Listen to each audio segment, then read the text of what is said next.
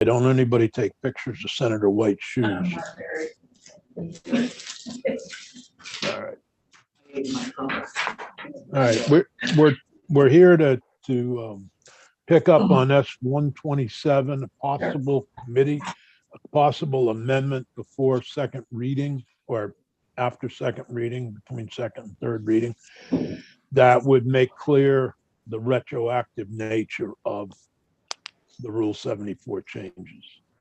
So Ben, why don't you just put up what you've got and we can hear from the court, the Commissioner of Corrections, and the Defender General. Sure, no problem.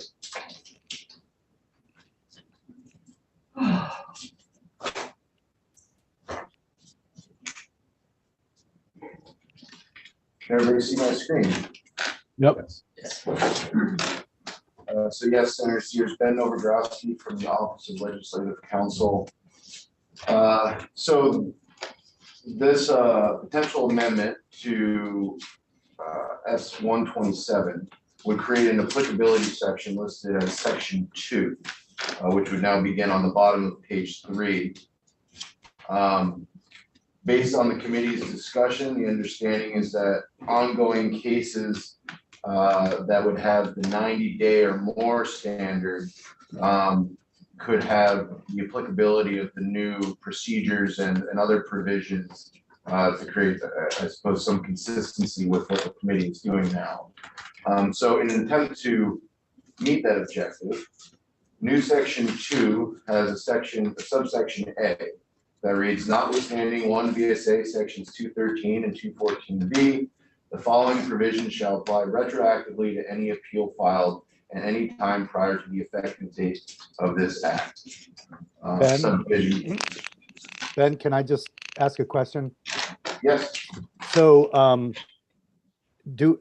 maybe this is obvious, but do we need to say active appeal? In other words, it says at any time. So if an appeal was rejected 2 years ago, could somebody claim that under this, their appeal can still go forward? I mean, I suppose that clarifying language doesn't hurt, that we could add, the committee could add active appeals. But if your question is if an appeal was filed 2 years ago and it's been disposed of, I don't feel that it could be revived. However, I don't necessarily think it's a bad idea to just clarify, active appeals that have been filed. Judge Zone may have some better insight into that as well. Okay, just throw it out there. Okay. So subdivision 1 would be, so this would apply retroactively. It's the scope of review under 28 VSA 724 C2. For a refresher, that is the provision that discusses the scope of determination. So that would be where we had our discussions about whether or not length of interruption or revocation could be considered, which it now may be a consideration. And the heart of the determination is whether the decision to interrupt or revoke an offender's community supervision for low status was an abuse of discretion by the department based on the criteria set forth in Subdivision D2.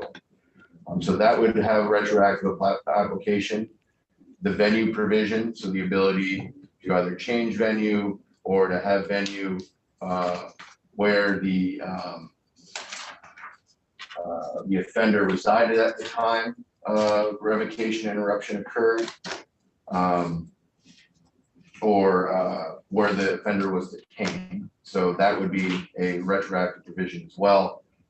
Then Subdivision 3 of the applicability section would be for 28 VSA section 724 D2B and C. Those are what I've termed the abuse of discretion exceptions. So this would be on page 4 of your bill, where the amendments to Subdivision 2 creating, with deleted a portion of Subdivision B, and then added Subdivision C, which is the commissioner has issued a warrant for arrest of an offender because the offender absconded from furlough. So that would also be another retroactive provision.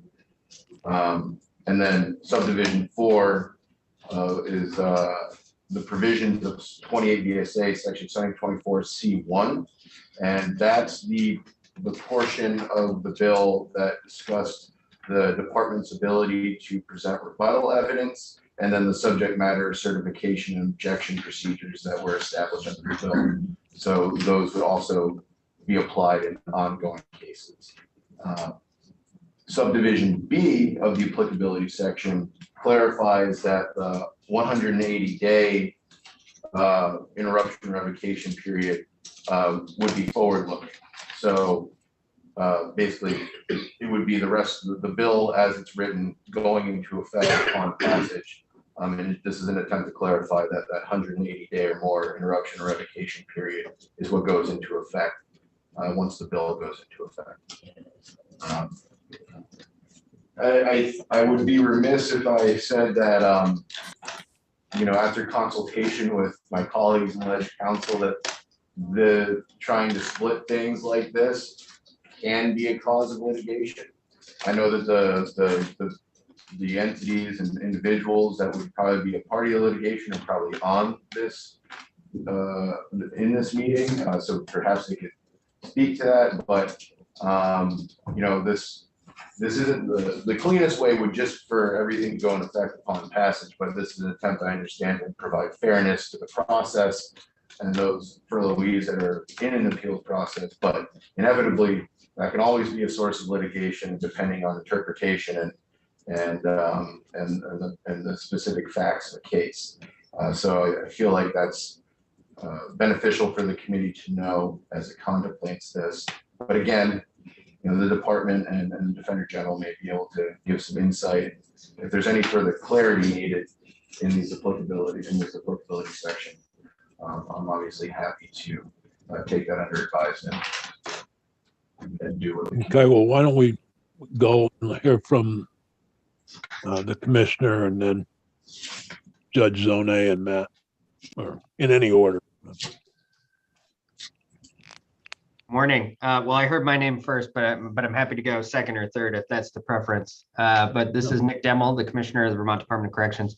I think, I agree with all of Ben's comments. I think that it could result in some litigation, but it's certainly something that if the Defender General feels strongly about, I don't have a strong objection. I think Senator Baruth raised a valid point in so much as we want to make sure that it's clear that this is applying to retroactively, but to furlough interruption cases that are currently pending in front of the court, and not cases that have been disposed of. And I'm not sure how best to do that. I think Senator Baruth's suggestion is probably the right way, but that's the only thing that I would weigh in. Otherwise, we're supportive of this as written. Thank you. Judge or Matt? I'll defer to Matt if he would like to go first. Okay. Just saw this a few seconds ago, and I don't think you can do it this way. I don't think you can change the substantive standard for review for cases that have already been filed. There may be cases that are ripe to be filed, but have not yet been filed. There's not pending litigation on them. And there's a question about whether you can change the standard for them. What I was hoping you would look at is what I was offering last week, or trying to offer, is whether or not the department could be relieved of procedural burdens that it has regarding production of the record when for cases that, for example, don't meet the 90-day standard that are currently there. But I don't think you can basically change the rules in the middle of the game for cases that are already pending in court. And that's putting it in kind of the most, sort of layman's terms.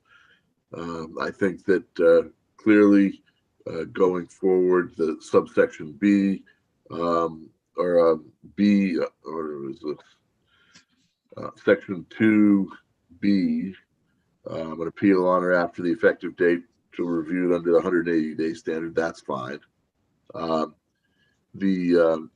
And also I think that you can adjust venue.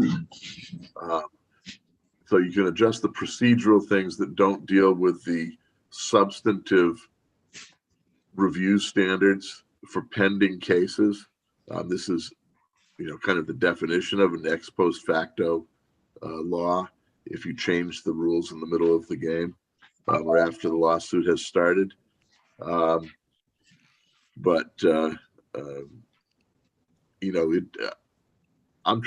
Frankly, I was trying to give the department, throw them a bone by saying, look, if venue is a problem for the court, then we can deal with venue. Now, if the certification of the record, which is a procedural issue, is a burden for the department regarding production of the documents and the like, then that's not an issue. But I don't think you can change the substantive standard and scope of review for cases that are filed and pending. I don't know, frankly. I had, like I said, very short amount of time to look at this. I haven't had a chance to research whether or not you can do it for cases that currently have a claim but haven't been filed. Clearly you can do it for cases, going forward, but that is the issue. And I unfortunately would not want to see us get tied up in litigating, the ex post facto nature of the statute going forward. I'd rather be talking about the merits of whether people should be released. Okay. Judge?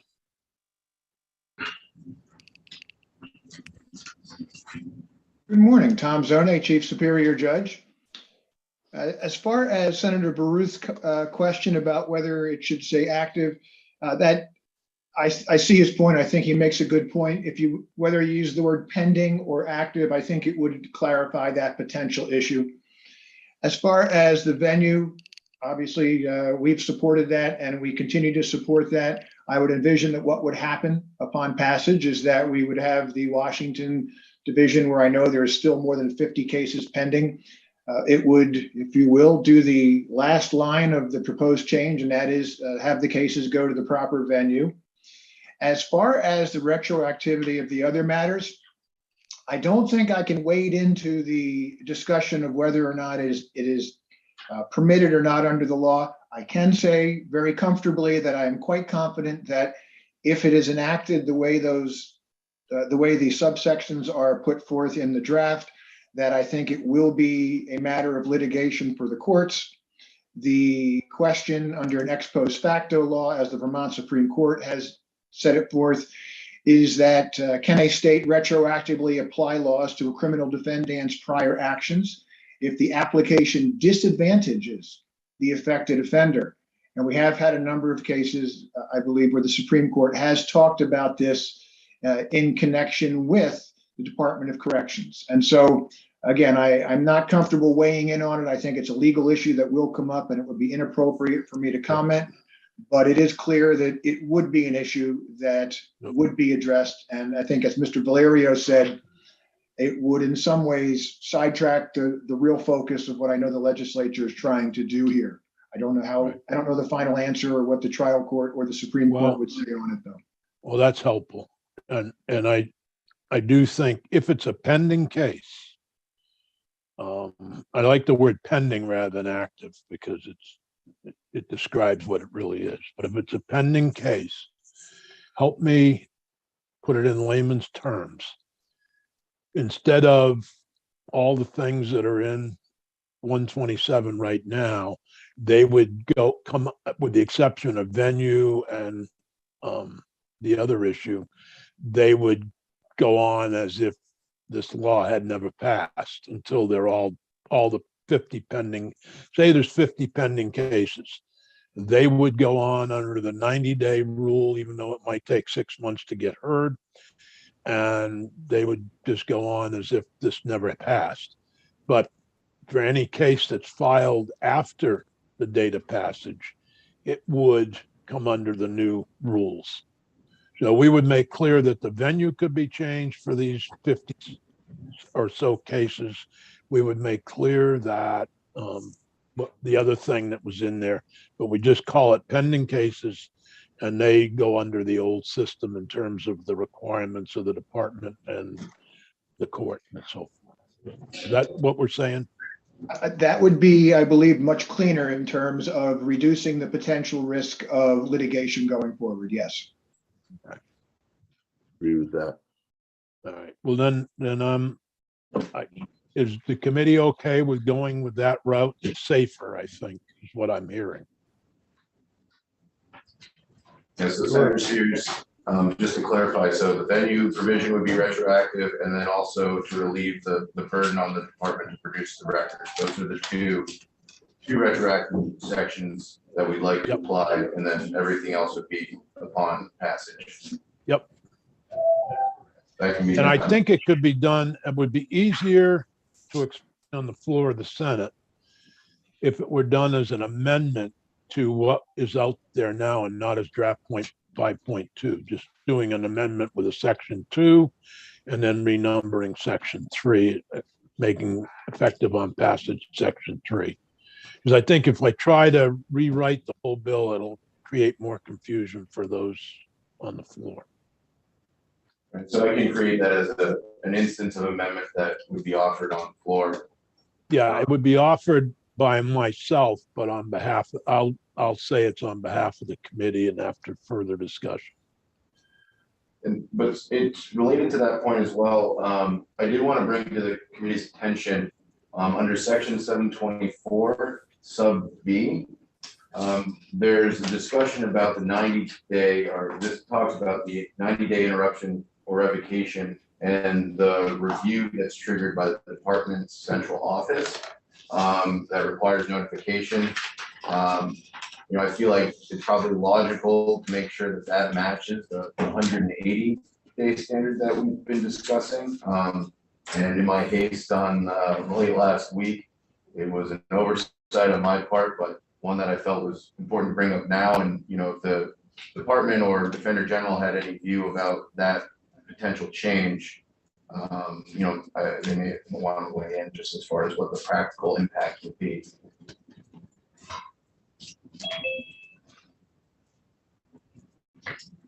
I'm sure I'm clear on what you're talking about. So if you look in it's the statute itself, section 724, there's subdivision B, the 90-day entitled 90-day interruption or revocation. It reads, and this is not in the bill, this is in statute.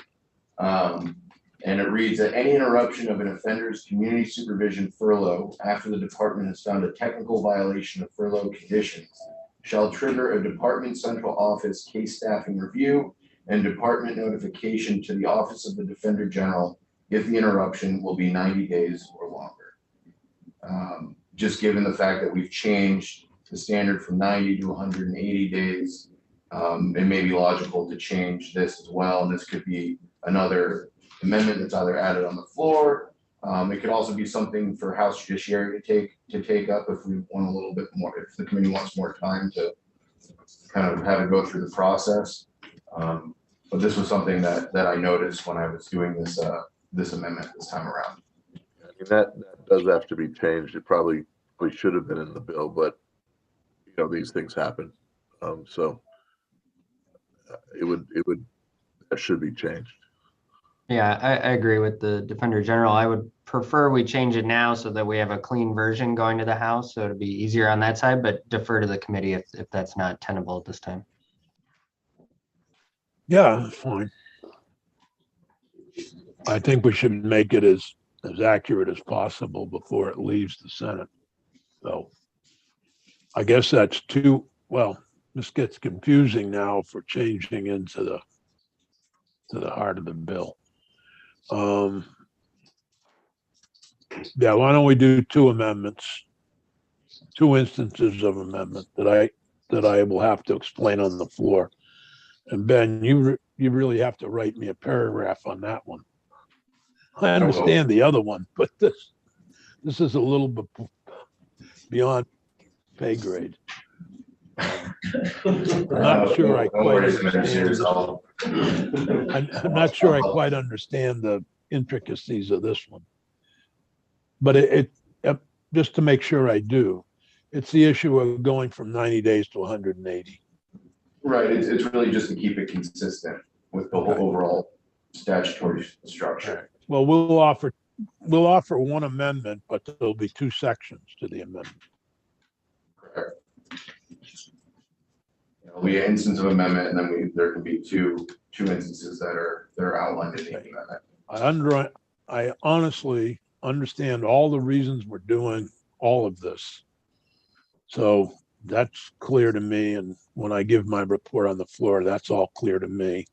I understand the bill. I understand the First Amendment. It's the Second Amendment that the way it's worded is going to be harder for me to explain, other than what I just said.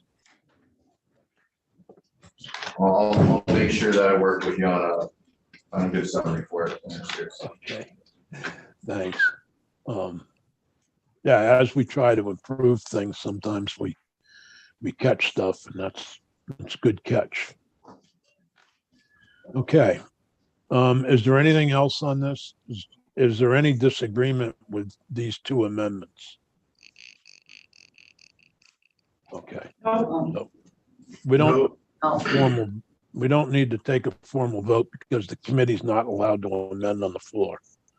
It's only individual senators, but if anybody wants to join me on this amendment, Ben can put it from Senator Sears, and anybody else on the committee. You'd all like to be on it, that's permissible. Sure. Sure. Yeah, put all the members on. Yeah. As long as we don't have to explain it, Nick. No, I'll just call on you to explain it, Joe. You know, I've been sitting here thinking that the very first time I drove on the left-hand side of England, as I was entering a roundabout for the first time, that's exactly the way I've been thinking about this bill. Scared to death looking at it and how many circles can you take? Well, simply put, trying to make sure that the right people are in and the right people are out of jail.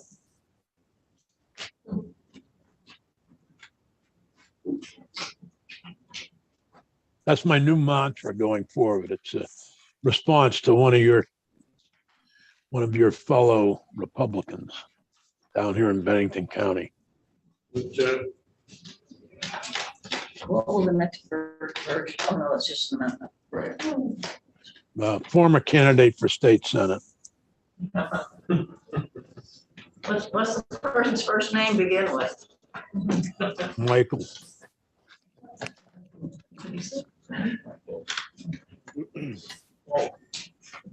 He just thinks I favor criminals over victims.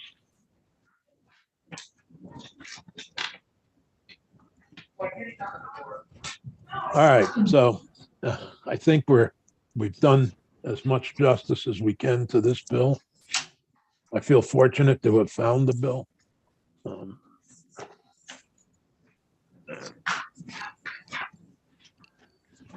I can't wait for the simplicity of all the bills coming up as I read them on the floor. All the bills, from other committees, this committee and everything, that the real simple issues. Thank you, Commissioner. Thank you, Matt. Thank you, Judge. I guess I should thank you, Defender General. Excuse me. I was overly formal with the informal with the defender. Have a good day, everyone. Take care. You too. Thank you. All right. We'll clear the room and wait for Michelle Childs to join us. Here. Do a walkthrough of a bill we know well, except we don't know what they did. Michelle. Michelle. It all started about 10 years ago when we got into expungement. There's a new government official named Michelle Childs. Who is that? Federal. I was hoping that Michelle Childs would become the next Supreme Court justice. I thought it would be her, Right, no, she's staying in South Carolina for a little while. but she's staying in South Carolina. So do I sign on to Zoom? How do I do that? Join the meeting with Zoom. Sorry about that. This is my first time doing this, doing it this way. Okay, well, what we've normally done is take and share the screen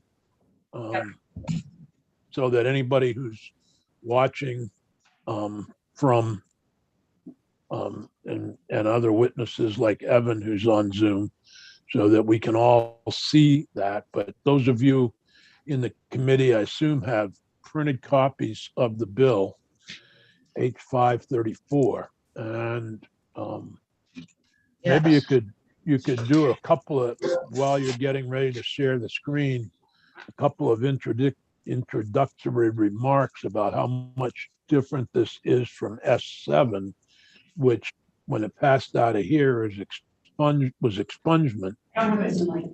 What? If you remember, last 2 years, It's not in. then everything changed. Sorry, Senator Sears, hold on just a minute. I don't have a Zoom link.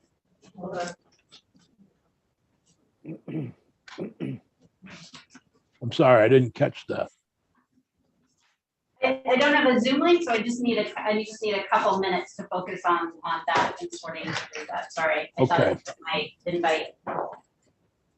But, okay, Do we have this one? You should have, if you look on the committee's webpage, there'll be a copy of the House Judiciary proposal of amendments to 534, and there's also a memo. 127 first, and then this one second, and that's a. I don't know. It's in your. It's in your, on your desk. On your desk. Flat on your desk, not in the folder. Oh, it's draft 5.2? Yes, correct. It hasn't, I will just say while I'm waiting for the link, for the Zoom link to come through. So right now the bill is, it was voted out of appropriations yesterday. So there, as it came out of House Judiciary, there was a small legislative study committee. I know it wasn't in there. I checked it.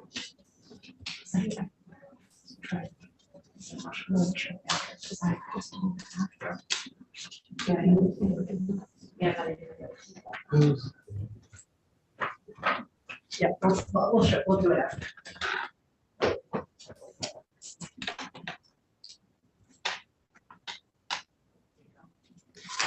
Did we each get these? I did.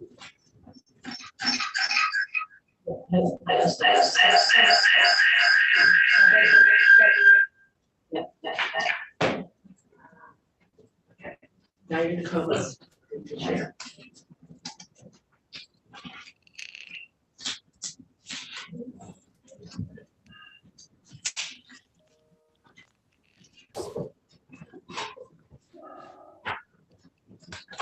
Certainly, representative from Waterford is really not happy that Waterford is now in Essex.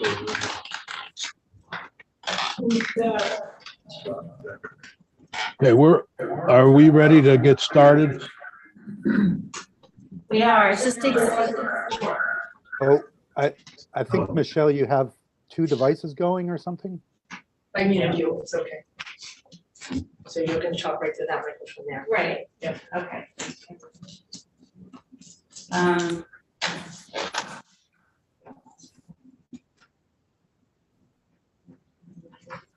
Sorry, I'm having a little bit of. Can you disconnect your audio?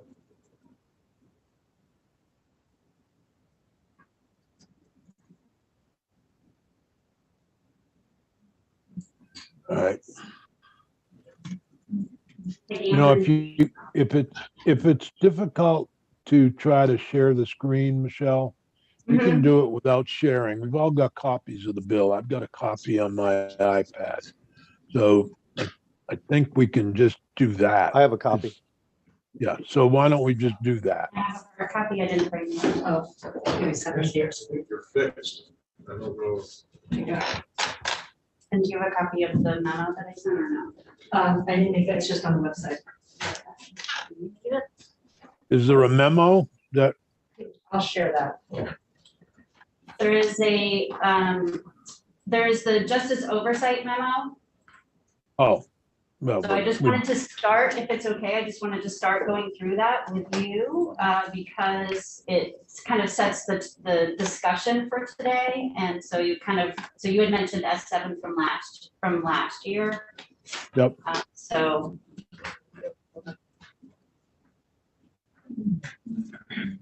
Go ahead. Okay. So I'm gonna, so for the record, Michelle Childs, Office of Legislative Counsel, happy to be back with you guys again. Sorry for the technical stuff. So I wanted to start out just talking a little bit about last year. So you had passed S7. You had done a lot of work on it, but it wound up really getting condensed. And just a little reminder, I'm new to the ceiling issue.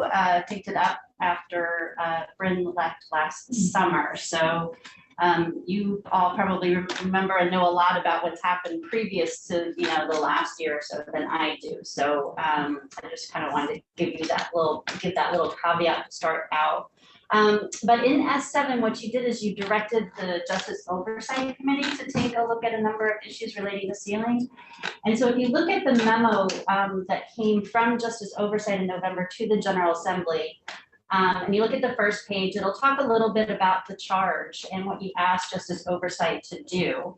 And you'll see on that first page as the list of things was that the committee was to propose legislation for this year for a policy to make all or most criminal history records eligible for sealing or expungement, except for the Big 12 offenses and any other offenses that the committee deemed appropriate. They wanted you to, the Justice Oversight Committee, to come up with the individuals or entities that should have access to a sealed criminal history record. So in making the distinction between sealed and expunged, allowing certain folks to see those sealed records under certain circumstances. The third is whether or not Vermont should continue to employ a 2-track system of sealing and expungement, or whether there should be a 1-track with just expungement or just sealing. And then the last thing was implementing an automated process so that a person wouldn't have to petition to seal for their conviction record and coming up with a proposal for that. So the committee did take up the issue at several meetings, took a lot of testimony, and there's a link to the agenda there so you can see who testified. And you'll note that in the memo, while the Justice Oversight Committee was charged with coming up with a bill for you, they really felt honestly a little overwhelmed with the complexity of the issue. And because you remember that Justice Oversight has folks from all different committees there, so so you have people from Human Services and Healthcare, from the money committees, and people who haven't been steeped in this issue the way that you have. And so I think that some of the, really getting into the granular details was difficult for them. And so what they wanted to do is provide the committees on judiciary with just some guidance, of kind of some policy guidance of what they thought was appropriate so that you could work on the legislation, which is what you have in 534. So what they did recommend was to go from a 2-track to a 1-track system, with that 1-track system being sealing. However, changing the definition of sealing to be more closely aligned with expungement. So again, I know you know the differences, but I'll just say them for the record. Expungement being that essentially the record is destroyed, no one has access, and when a record is sealed, it means it is available, but for only very specific purposes for certain entities to have access for a certain period of time. So the recommendation was to move towards sealing. And then you'll see the first recommendation that they did make was around the list of offenses that would be eligible under legislation. And this is, I'm sorry, Senators, I don't remember. I'd have to go back and look, but it's based on S7. So it's very similar, if not identical, to what was in S7 before that kind of fell apart at the end of last session. And so in general would be that the eligible offenses would be, what they're recommending is all misdemeanors except for a certain list. And those are things like that are exempted, like listed crimes, violations of chapters 64 of Title 13, sexual exploitation of children, et cetera. And we'll go through these all in the bill as well, so. Yep. And then with regard to felonies, they recommended that most felonies not be included at this time, except for the following. So the general rule is that most misdemeanors, or all misdemeanors except for a list. And then the opposite is true for felonies. It's no felonies except for certain ones that are authorized. And so the first group are designated felony property offenses. There's another one that's similar related, but it has to do with burglary and only excluding any burglary into an occupied dwelling unless the person was 25 years or under and not carrying a weapon at the time. It would include felony drug offenses for selling, dispensing, or transporting, but not the trafficking offenses. And then any offense for which the person's been granted an unconditional pardon. And you'll see there at on the memo at the top of page 4 that while the committee is not recommending at this time that most felonies be eligible for sealing, they believe that the list should be expanded over time to include most nonviolent felonies, provided that sealing serves the interests of justice. So the next there just talks a little bit about the new definition of sealing. They weren't able to make any specific recommendations around that, but that they did want to indicate that they wanted the new definition of sealing to be much more aligned with what you have as what expungement means. And then the last thing is on automatic sealing.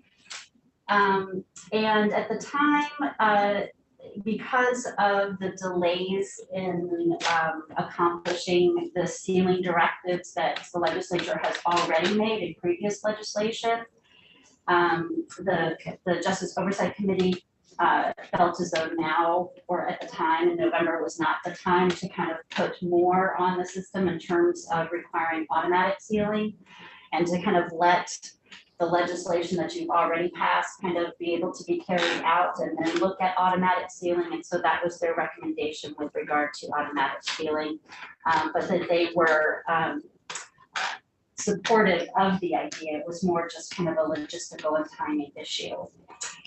And then top of page 5 was the last issue, and it wasn't specifically in the directive to the Justice Oversight Committee, but the committee wanted there to be something in statute that provided penalties for unauthorized disclosure of information that was contained in a sealed record. So if somebody, as part of their official duties, disclosed sealed information and they were not permitted to do so, that there was a penalty for that. And there are things like that in the Untitled Chapter around DCIC records, and they wanted something that was somewhat parallel. Does anybody have any questions about oversight process? So Senator Sears, can I speak? So just on the last one, just want to make it automatic sealing. Let me just what we said in the last statement there about sealing. With regard to a penalty? Oh, yeah. So it's a penalty only applying to officials who disclose the record. Yes, in the course of their official duties. So if a record was sealed and you're not supposed to have Yeah. access, and then you share that information, then there would be a penalty. Correct. It wouldn't be somebody who knows about something about a sealed record and things like that, because obviously you can, the state can only do so much, and you can seal the records, but people can still Google someone who's applied for a job, and you can't control what's out there. So will everybody know when a record is sealed? I'm thinking about somebody way down the early line when when the offense was committed, say 5 years ago, no longer works there. Well, they can't reveal anything anyway, right? Yes, they can. Someone who was employed by a department, say 5 years prior to the sealing happening, and they reveal something about it to someone, I guess things will just fall where they will, I guess. I would say, you would want to just maybe speak to some of the witnesses about how they handle, because right now sealing happens, you're not supposed to disclose things like that. This is just the addition of the penalty, so you might just want to ask what their internal policies are with regard to ensuring that people know within their particular agency that their records are sealed and that there's compliance with the sealing order. Okay, thank you. Sure. Peggy, do we have the memo? Did you send that to us? Could you please? Yep, it's on the website, but I'm happy to send it to you. Yeah, could you please? That'd be good. Okay, so now I'm going to move on to the House Judiciary amendments. And as I mentioned, it went to appropriations because there was you'll see in here, but I probably won't talk much about it because appropriations struck the study committee. So I expect that when you do get this version, it won't be in there. But there was a small study committee with 2 House members, 2 Senate members, working with legislative counsel to come up with a proposal for automatic sealing, and appropriations voted out the bill yesterday with an amendment striking that committee. And so the bill should be over to you by the end of the week, but without the study committee. So we're just using this version of 5.2 dated the 24th. And we'll start walking through this one. So section 1 is the definition section. And the way that this bill is structured is that, as we all know, this chapter is a little tough to work with. It's, been amended numerous times over the years, and it's pretty complex and I think quite hard to read. And so a lot of times in this is that I've struck language and then just kind of reenacted things so that we're not kind of building on a more difficult framework. So I just wanted to kind of mention that. So the first difference is that there's a striking of the predicate offense, and that is because based on the recommendations and the changes earlier, that predicate offense is no longer a determining factor, and I think just hold maybe questions for that once we see 7602 and how it works. The difference here is I just will note, because I know that predicate offense, immediately makes folks think about DUIs, is DUI 1 are the only offenses that are eligible for sealing in here. So it doesn't apply to DUI. If you look at Michelle? Yeah.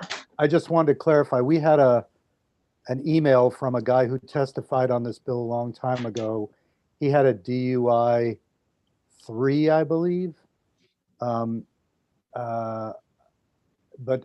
am I understanding you right that DUI is broadly not covered?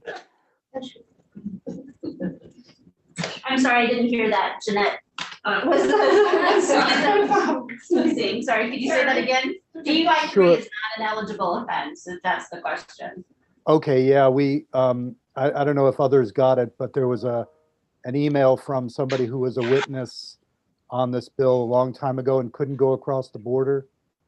Right. Dick, is that the case you're familiar with, Dick? Yeah, but we made DUI 1 eligible for expungement or sealing after a certain amount of time, but that if you had a DUI 2,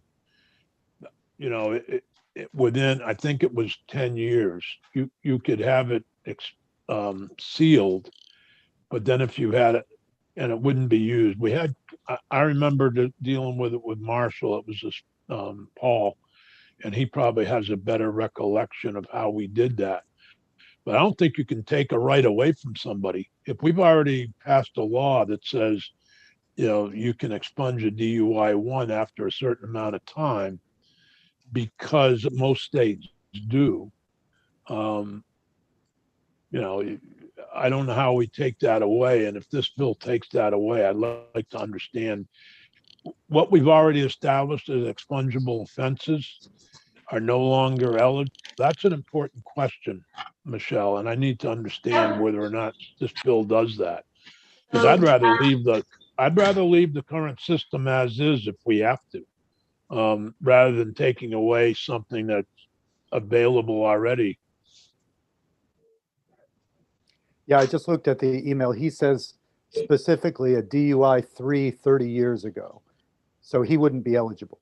I don't think so, but Marshall could correct me. I think we just did DUI 1. So there, Marshall, can you correct me?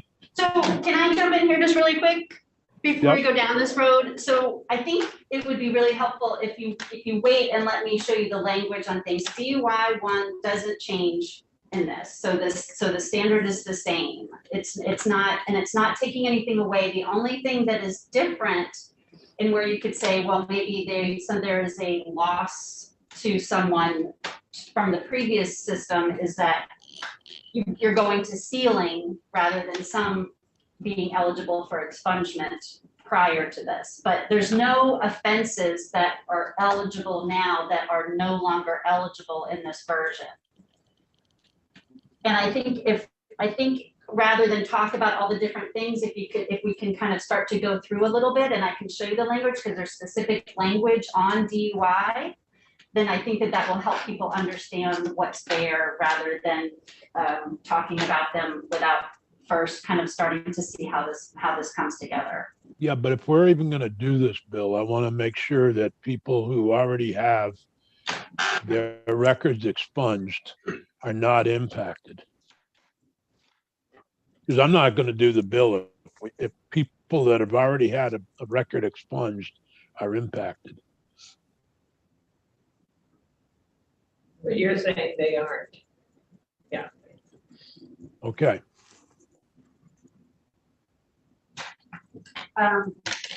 Okay, so if you look at page 2, you'll see the existing list of qualifying crime. So that is being substituted by the new list, and the way that this is kind of, you'll start to see that the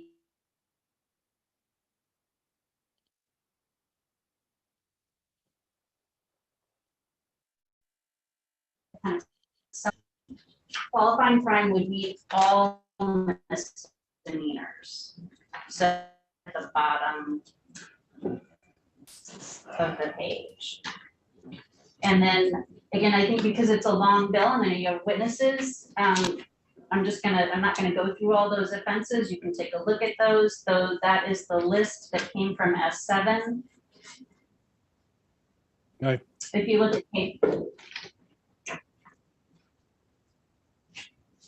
at page 5, subdivision B, it's the following felonies.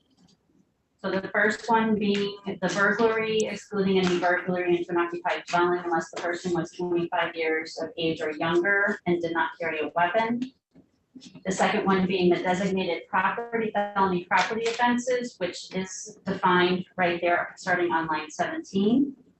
Can I just ask a question? This is the B is, these are qualifying crimes. Yes. These are ones that qualify for Yes. expungement. Great. Okay. Yeah, so it's just, you think it's all misdemeanors except, and it's no felonies except. Yeah, I got it. Okay. Okay. Yeah. Except, these are all exceptions. Yes, so these are the only felonies that would be permitted. And then you'll see starting on line 10, it's the drug felonies with the exception of trafficking. There's no trafficking offenses. Going up to page 10. And then the last one being unconditional pardons. You'll see on line 17, there's the definition of the designated felony property offenses. Again, this came from a 7 list. So those are ones that you had, I think, at some point reviewed. Can I'm confused. We've reversed the viewpoint of misdemeanors. So instead of saying a misdemeanor that it's not, we're now saying all misdemeanors except for the phone. Correct. On felonies, you have no felonies except for the following. Mhm. And one of them is any offense for which a person has been granted an unconditional pardon. If I've gotten a pardon from the governor, why would I not be entitled to sealing? You are. These are the ones that are permitted. for The expungement. exceptions for felonies. So if you think about, for misdemeanors, the exceptions are I got it. not eligible. For felonies, the exceptions are eligible. I got you. Okay, But, Because you have to but I, Entering the roundabout, I get England. Because you have to read the line, I got it. on page 2, line 5.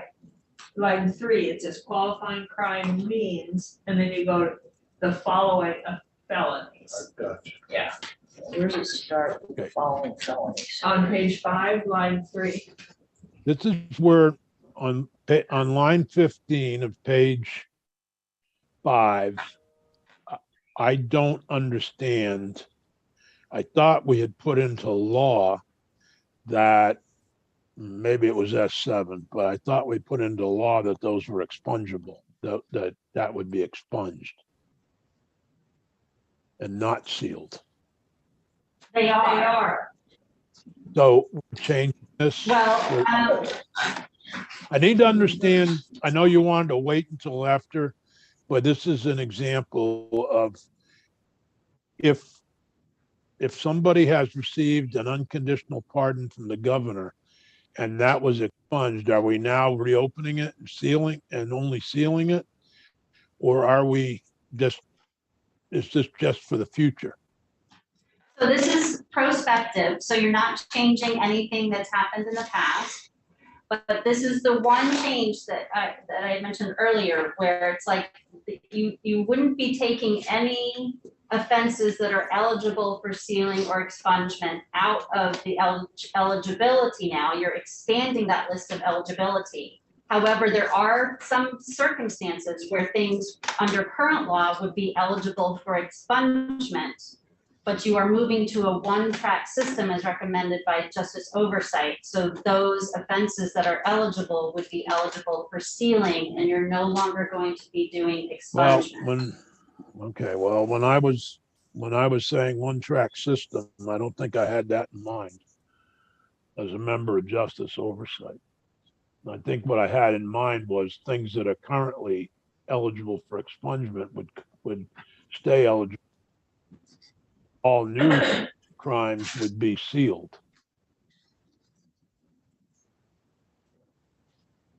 So, is there a new definition in here for sealing and expungement?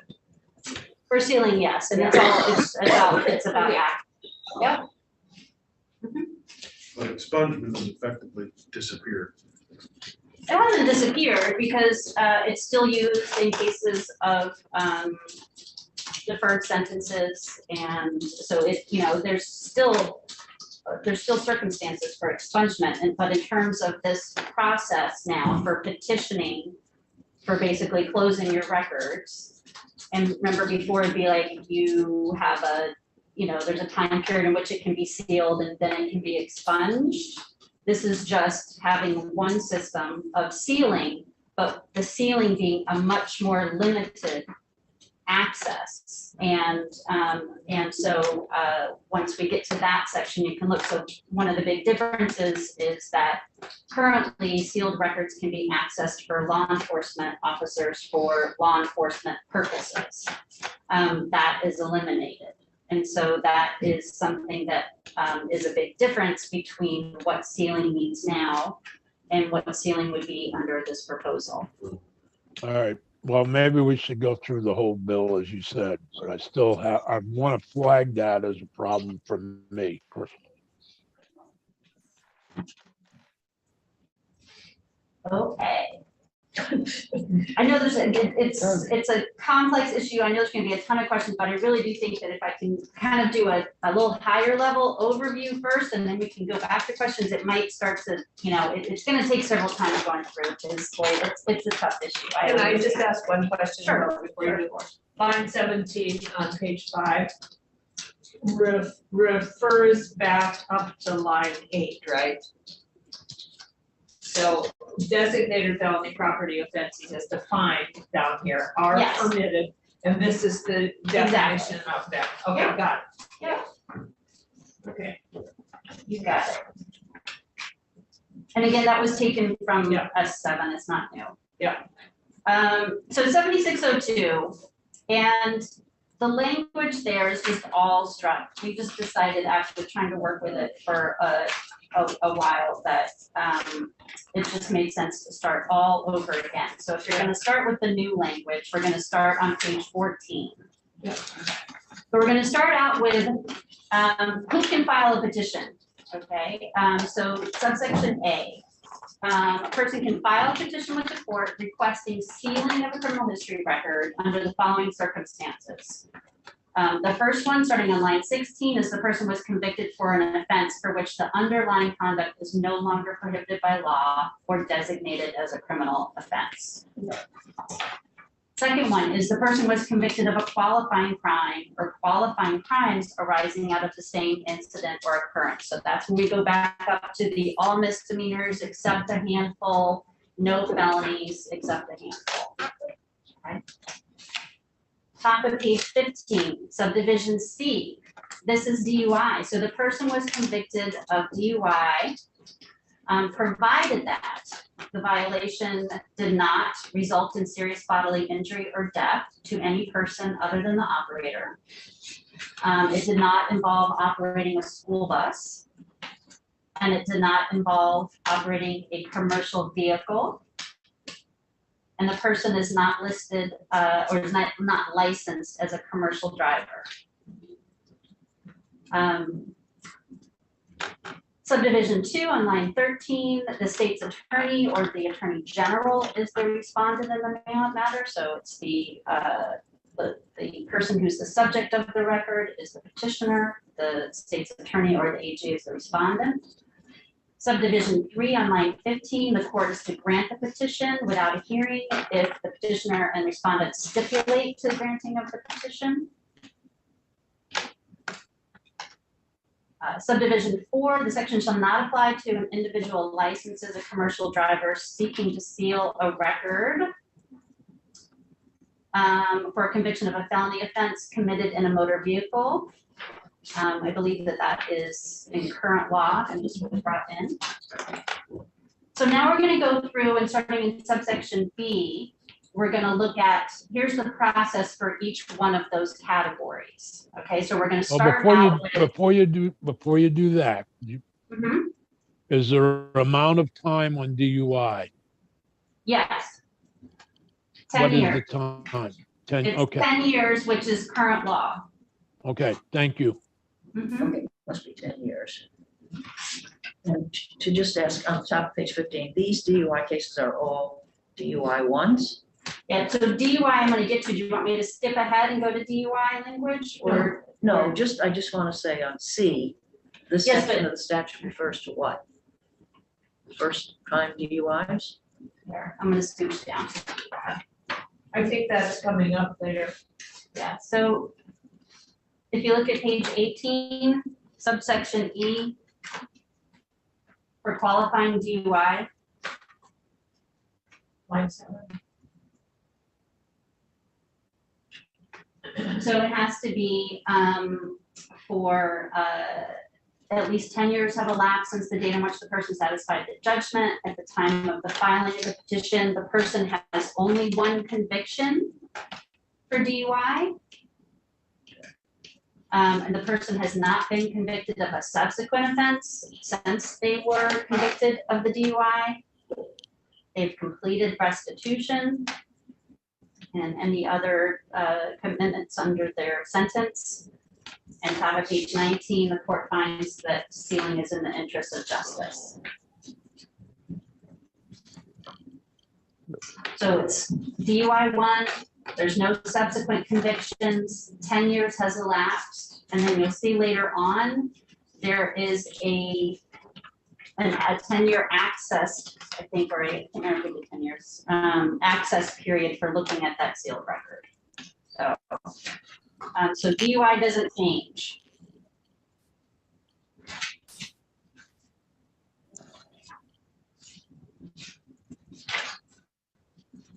Okay, so I'm gonna go back to subsection B on page 16. And so we're gonna start with the offenses that are no longer prohibited by law. Okay, so the court is to grant the petition if, looking at line 7, the petitioner has completed any sentence or supervision for the offense, and any restitution or surcharges ordered by the court have been paid. And if those two things are met, then the sealing order is granted. You see in subdivision 2, this is just the reference around cannabis. So like if or with those, you know, the whole 1 ounce, 2 ounce distinction and that kind of stuff, and that's just taking it from existing law. Okay, so the first category is an offense that's no longer criminal. So next is on page 17, subsection C for qualifying misdemeanors. Okay. Maybe jumping ahead, Michelle, and I'm sorry, but what is the stated rationale other than doing a single track for sealing as opposed to expunging a conviction for a crime that is no longer a crime? I think it is, I mean, I would say it's about the 1 track. You'll see later that there's no access to those records. Under the new definition of sealing. Yes. Well, there is access to the records though, Michelle, isn't there? For research purposes and other things? Well, yes, yes. I mean, there's no, you know, law enforcement access. There's no, you know, broader access other than research. Other than it, if you needed it for immigration, in other words, immigration is aware that you had something and now you're trying to not have that show up. I mean, can't you get something checked to show that it wasn't sealed? I mean, that it occurred and was sealed or expunged. The person who is the subject of the record always has access. So they could get it and give it to someone. Okay. Oh, is that in here? The person always says that. So for qualifying misdemeanors on page 17, subsection C, you have to wait at least 3 years from the date of completion of the sentence. So you would be thinking, so for a misdemeanor, you know, it might be 60 days, it might be a year, it might be 2 years probation, whatever it is. You have to wait 3 years from completion of that sentence. Any restitution has to have been satisfied. And then the court has to find that sealing of the record serves the interest of justice. Okay, so for misdemeanors, 3 years, you complete everything, you pay your restitution, and the court finds that it serves the interest of justice. And then misdemeanors would be sealed. Next on page 17 on subsection D are the qualifying felony offenses.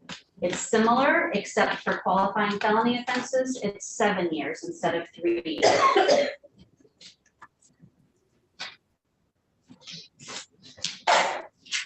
Okay, page 18, subsection E. I'll just go over the qualifying DUI again, which is instead of 3 years or 7 years, for a DUI 1, it would be 10 years, which is the same as current law. They can only have 1 conviction for DUI. They cannot be convicted of a subsequent offense. They have to have completed their sentence, paid any restitution, and the court has to find that it serves the interest of justice. Okay, so there's like generally those 4 categories.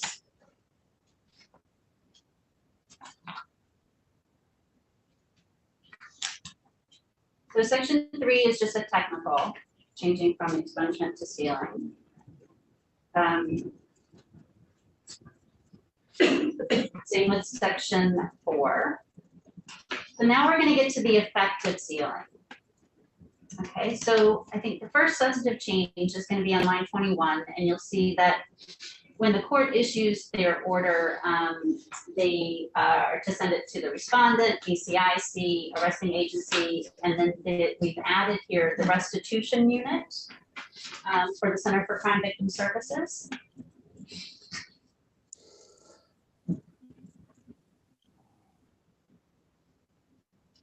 And now we're going to move to page 20 in subsection C, and these are the exceptions.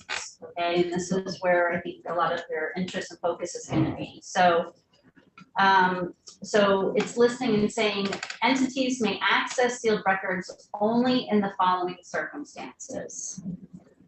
Okay, so the first one being that entities is everybody except the person itself. correct.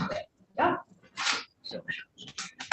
So first is that if an entity has a sealed record, they can continue to use it for any litigation or claim arising out of that same incident or occurrence, but it strikes or involving the same defendant. And that's to make sure that, like, if you have a completely unrelated situation later on, that you can't go back and use a sealed record if it's not related to the subject matter and incident related to that record. Page 21, Subdivisions Ii.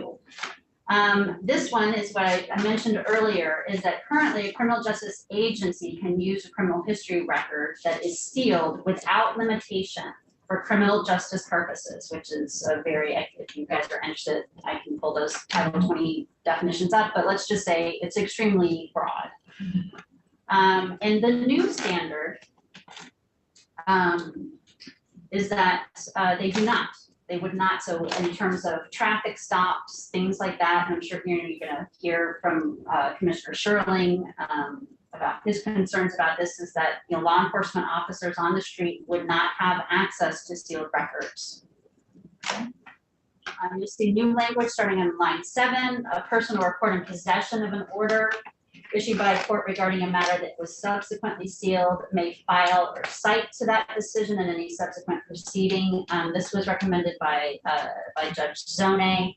The party or court filing or citing to that decision shall ensure that the information regarding the identity of the defendant in the sealed record is redacted. So this is a situation of if you had a particular case and they needed to cite to precedent, the court wanted to be the ability to be able to do that, but do it in a way that did not disclose identifying information. Subdivision 3 on line 12. And this is for sentencing. So for sentencing a defendant in subsequent offenses. So in a situation where someone has, let's say they had a misdemeanor for drug possession. They served their 2 years of probation. After that 2 years was completed, they satisfied the judgment. They filed for, they waited 3 years from satisfying the judgment. So 5 years from the date of the conviction. They had their record sealed, but then they come before a court in a criminal matter at a later time. For sentencing in subsequent offenses, the court and parties in the criminal case have access to sealed records as follows. So for misdemeanors, it would be 3 years. For 3 years, they have access. They can do a look back at a sealed record. For 3 years. For 3 years for sentencing purposes. All right. So the record is sealed from general law enforcement access. It's sealed from the public and employers and all of those things. But for sentencing in a subsequent crime, the court and the parties can access that sealed record. So if the record was sealed in 2022, they could, until 2025, they could look back at that sealed record, but in 2026, they can't. Correct. Got it. Okay. So you'll see on line 15, the look back, and I'm sorry, I misstated this earlier, because I think they had done it 10 years and then they changed it right at the end. So the look back for DUI 1 that was sealed is 5 years. Okay, so remember, it can only be first offense DUI. They can't have any subsequent offenses between, like, for the 10 years from the completion of sentence to the sealing. But after it's sealed, if they get another criminal offense, the court can look back for 5 years at that sealed record. So it's really 15 years that it can be used for sentencing. Correct. Okay.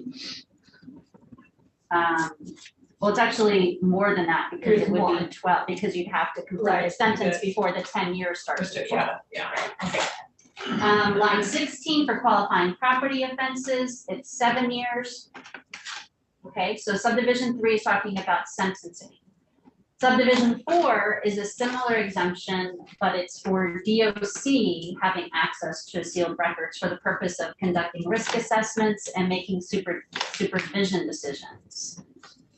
And you'll see there, similarly, they have a look back at 3 years for misdemeanors, 5 years for DUI, 7 years for qualifying property offenses. And so this, and the way that this was structured was, House Judiciary had worked with David Diamora and others in looking and trying to use the data that was presented around assessing the value of older records for these purposes, for sentencing and subsequent offenses, and for DOC supervision and risk assessment data. And what they tried to do is to link the data with the number of years on which perhaps these entities might need to look at something. And then once the data shows that enough time has told that old data isn't really helpful or dispositive in any way, then it would roll off and people would not have access. Does anybody have any questions about that? Because I know that that's really kind of at the heart of what you're talking about, and the differences between expungement and sealing. Again, thinking of when we talk about sealing now, there's pretty broad access to sealed records. This is much more akin to expungement, I think, which is why you'll have some of the witnesses saying this is great, and then other witnesses saying it's not, because it does really kind of take the expungement and sealing and try to provide something that's closer to expungement, but does provide certain folks with limited access under certain circumstances. So those two being primarily for sentencing and subsequent offenses, and for DOC when they have to supervise someone or they need to do risk assessments. Can I just make a comment or question about the look back period? So it would seem to me have been simpler to say that misdemeanors are 6 years and that DUI is 10 years and that qualifying felony property offenses is 7 years, more than what was already in there, because to me, allowing access to sealed records, it just doesn't provide what I have always thought of as, a finality to something. And that means to me that person, I don't have a problem with DOC having all the records to go back to for, I really don't have a problem with number 4. I have a problem with little 3 or 3. I really do. I think it's, I'd rather lengthen the period that you have to wait to get it sealed, because going back and using that in a court for sentencing, it doesn't, to me, that's very troubling. And I don't really understand what you gain by that. So if DUI is 10 years, then make it 15. If misdemeanors are 3 years, make it 6, if that's what they want.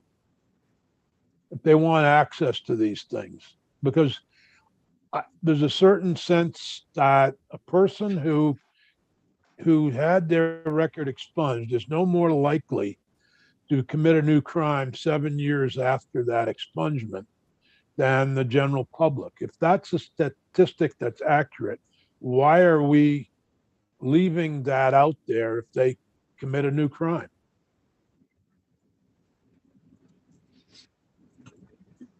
I don't understand the philosophy behind that. It sounds like a compromise, and I understand compromises, but I don't understand leaving somebody able to say, no, I don't have a record.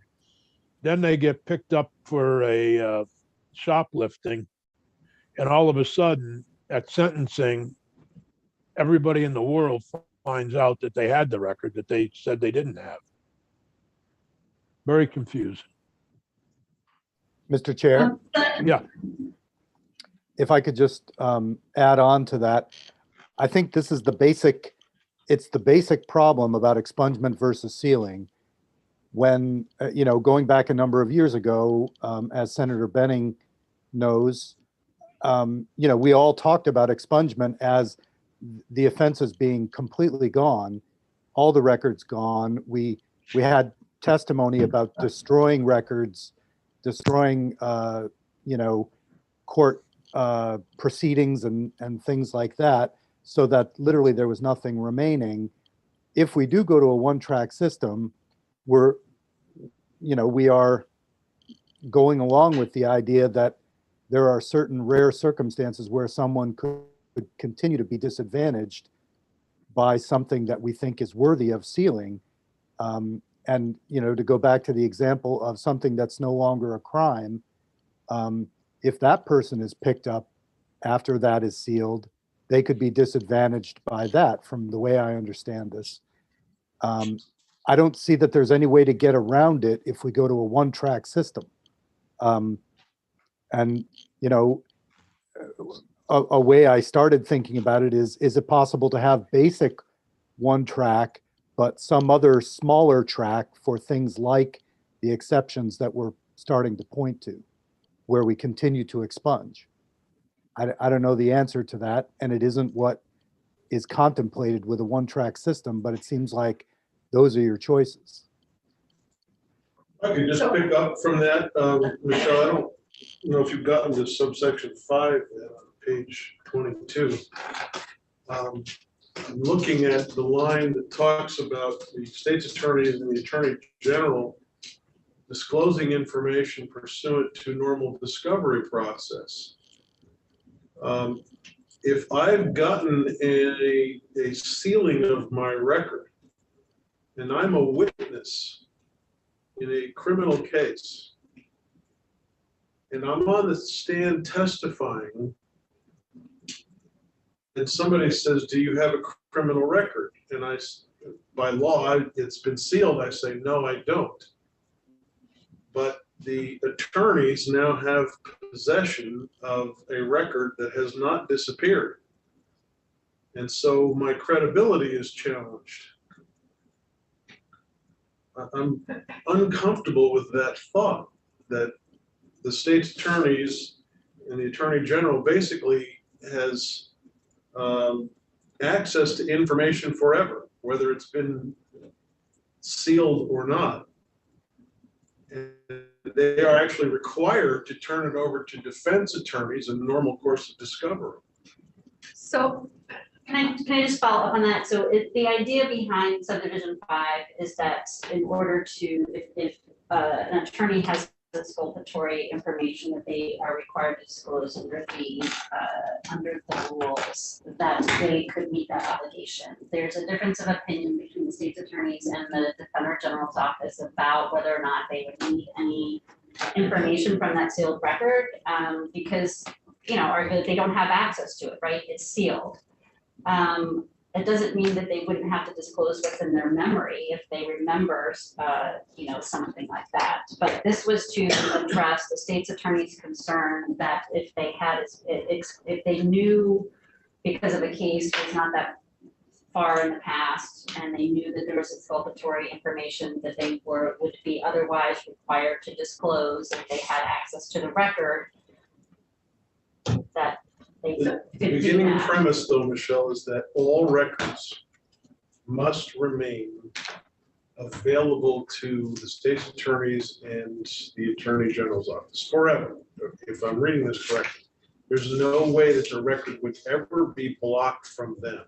Once they have it, they are legally required to turn it over in all circumstances pursuant to normal discovery rules. So to suggest that the individual is protected in this category in a way that they would normally be able to say, I don't have a record, that's no longer true. So, again, Senator Sears, we might not be at this point yet, but I'd like to hear more discussions on 3, 4, and 5. I would just take them out. I don't see any reason on earth why somebody needs to have the sentencing. If they're sentencing somebody that's had for example, a DUI 12 years ago, why on earth, I mean, that 12 years is a long time in somebody's life. Why would they need to have access to a 12-year-old Well, charge? I think you've Anyway, hit, there are two basic decisions, and correct me if I'm wrong, Michelle, but there's two basic decisions here. One is what crime should be sealed, and number two is what is the effect of sealing? Who has access to those sealed records? And what we're getting into, I think it's rather simple to decide which crimes should be sealed or not sealed. And we could argue over some of them. But I think where we get into trouble is figuring out who has access to sealed records, because knowing that we had an expungement system where nobody had access gave people finality, and I want to give people finality. So when we have exceptions to access to the sealed records, it's of great concern to me. We already know that whatever was written in the newspapers about the particular offense is not going to go away from the record. So that person still, that information's out there. But the effect of expungement was supposed to be that they would never have to worry about that offense again in terms of anything other than, like I said, a newspaper having, somebody gets access to an old newspaper and there's an article about a mistake that person made when they were 20. Yes, so it's straight up policy decision for you whether or not who you want to allow access to a sealed record, for how long and for what I purpose. suspect that the access is part of the compromise that we may end up working out and that the House worked out with various parties within the system. And the question is, I think for us to determine as a committee is, what do we want to do about that? I don't have a problem with sealing personally versus expungement. I think as long as they mean the same thing. And they obviously don't when we get to some of these exceptions to who has access. And obviously, I've heard Commissioner Sherling, and I respect his opinion. He believes that the officer in the field needs access to these records.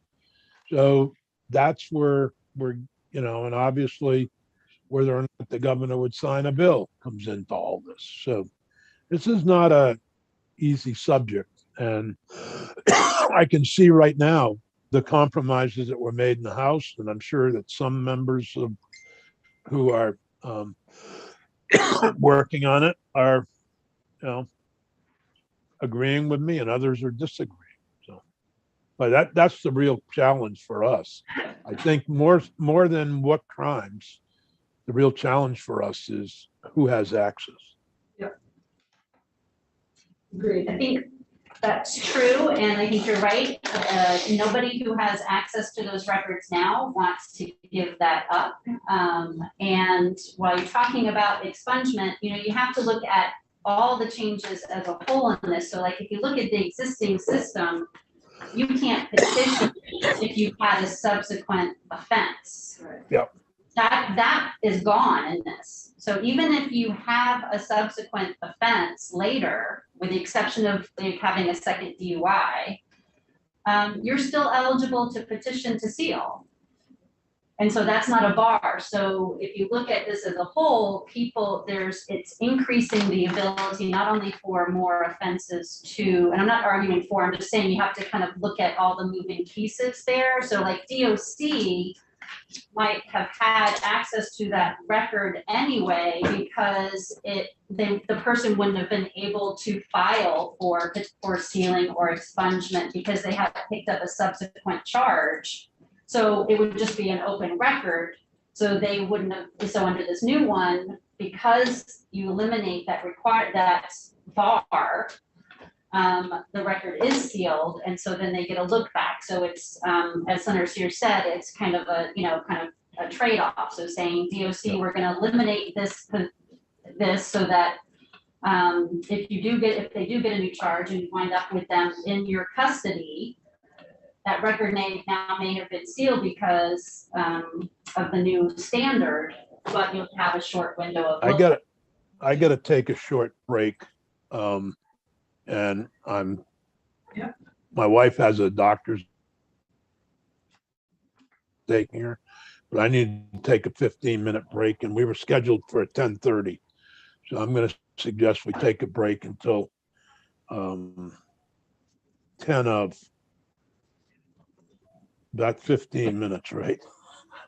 Philip, if you're running the show at that point, I have a court hearing that I've got to be breaking out 10 of 11. Yeah. Okay, well, we'll get back at 10 of 11.